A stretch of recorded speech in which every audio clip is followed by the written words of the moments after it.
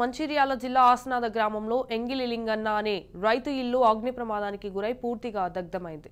ఇంట్లో దీపం వెలిగించి లింగన్న కుటుంబం పొలం పనులకు వెళ్లగా దీపం అకస్మాత్తుగా ఇంటికి అంటుకొని ప్రమాదం జరిగినట్లు తెలుస్తోంది.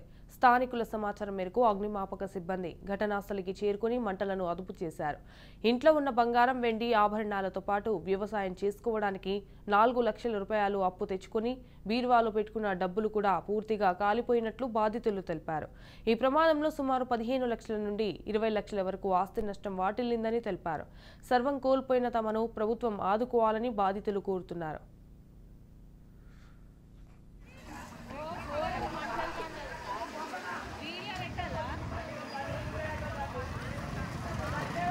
అన్ని మంట పడుతుంది.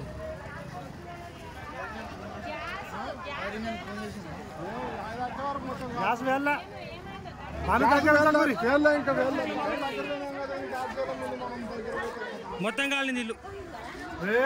ఎక్కడ పడేది అబ్బా నీ అబ్బా.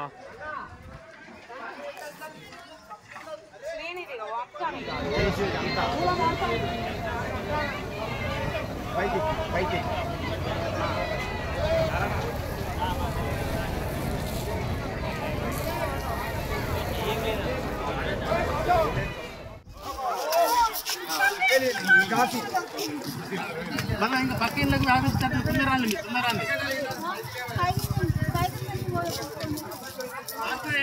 ఎంట్రెన్స్ అనుకున్నాం మేము.